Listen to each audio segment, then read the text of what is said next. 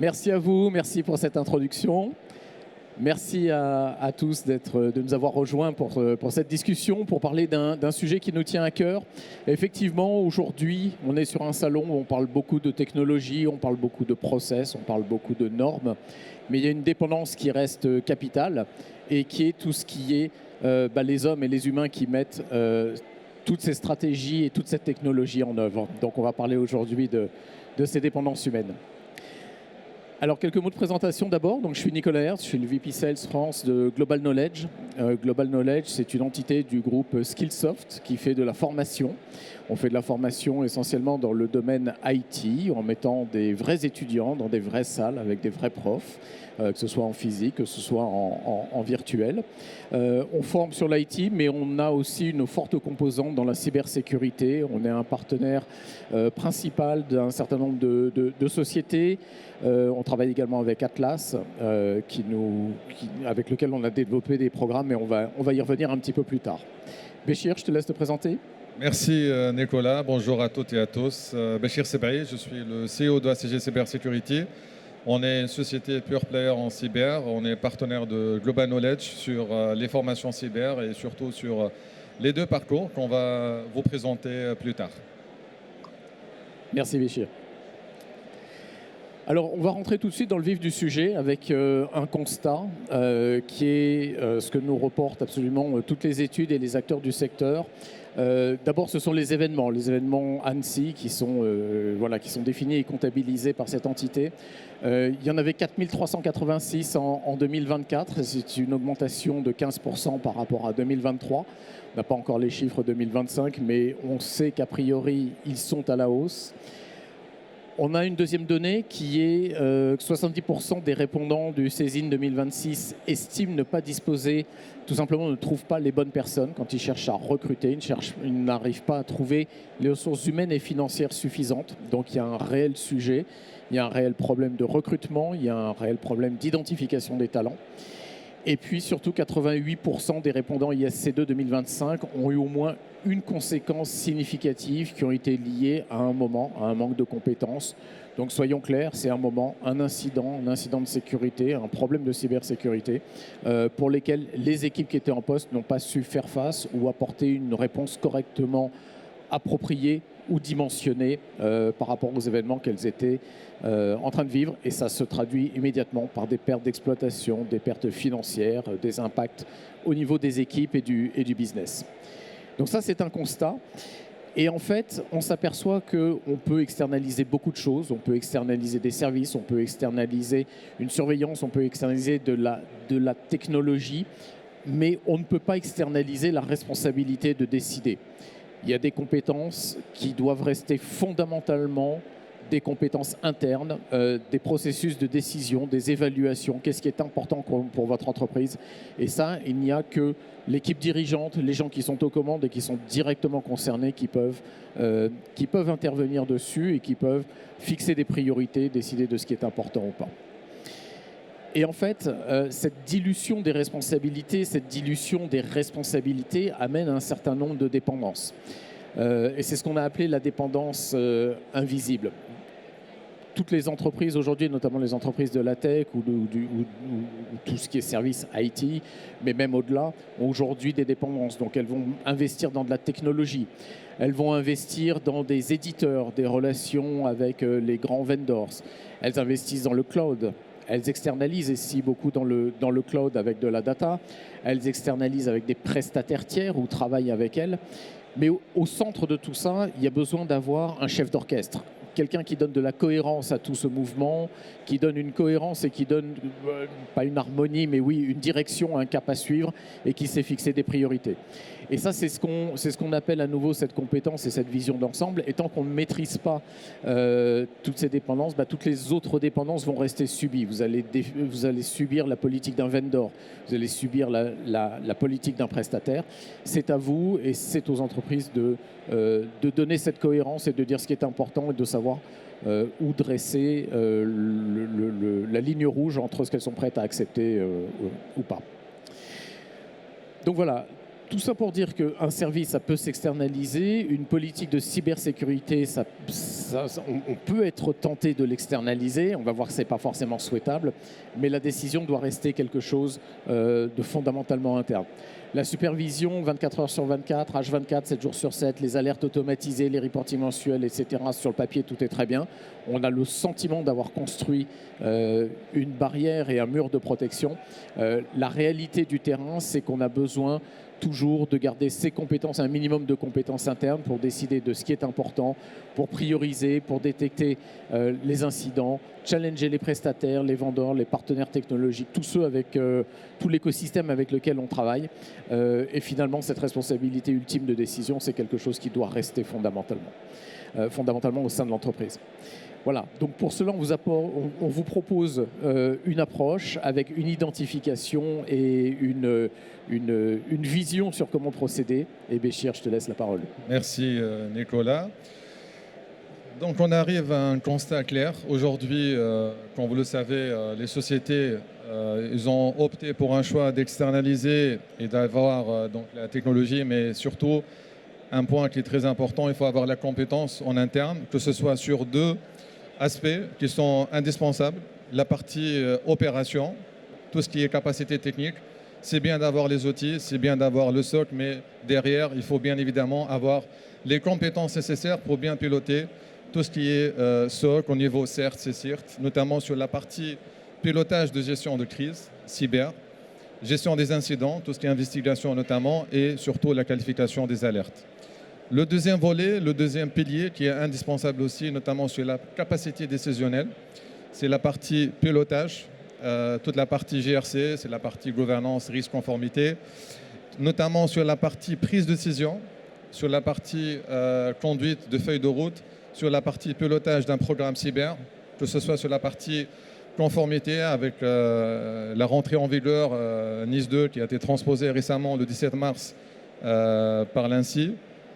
Savoir piloter un projet de conformité, que ce soit sur la partie NIS 2, sur la partie CRA, IACT, toute la partie réglementaire, notamment sur la partie gestion des budgets et surtout la partie reporting auprès de COMEX.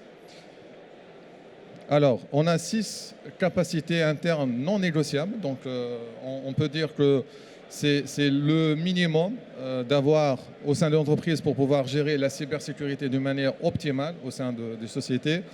La première, c'est de savoir gouverner, c'est-à-dire piloter la stratégie cyber et arbitrer les priorités au niveau de direction. Détecter, c'est identifier les signaux faibles avant qu'ils deviennent des incidents. C'est très important, toujours l'anticipation. Avoir les outils, c'est bien, mais comme je vous ai dit, avoir les compétences pour pouvoir détecter. Qualifier, c'est distinguer tout ce qui est incident pour le qualifier en tant qu'incident majeur ou bien mineur.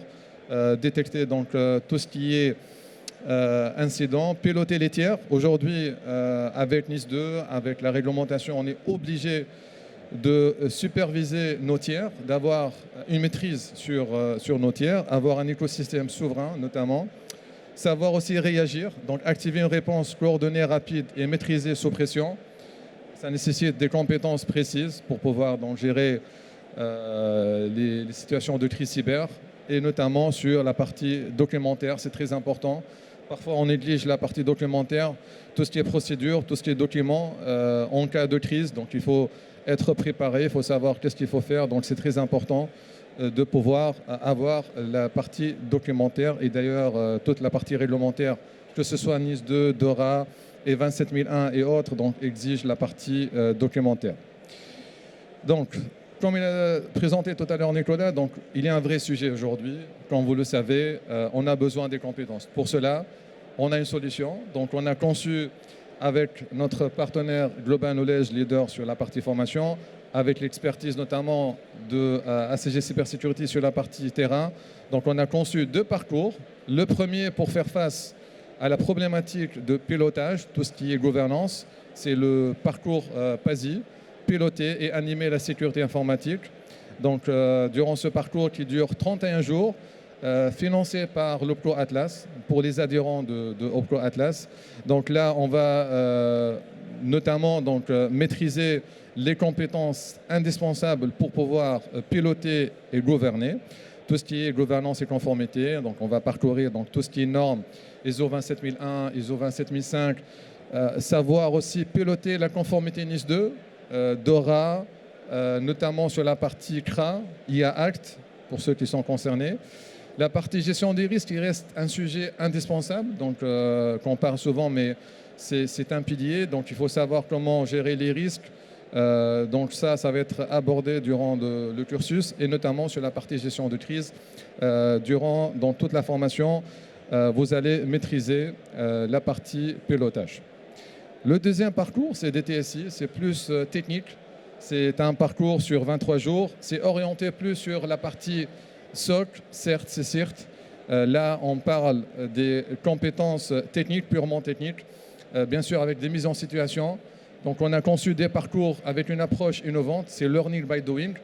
Donc, tous les stagiaires, forcément, ils vont pratiquer. Donc, on a conçu la partie théorique, ça représente 50% du temps et 50% c'est des travaux pratiques. On a des labs, on a une plateforme immersive avec plus que 300 labs qui ont été conçus. Les gens donc, vont pratiquer, ils vont s'exercer, ils vont maîtriser les concepts de base. Comme je vous ai dit, donc, DTSI, c'est l'état de l'art du stock. Avoir les compétences nécessaires pour détecter, qualifier et gérer donc, les incidents cyber. Tout ce qui est investigation forensique et notamment sur la partie réponse aux incidents.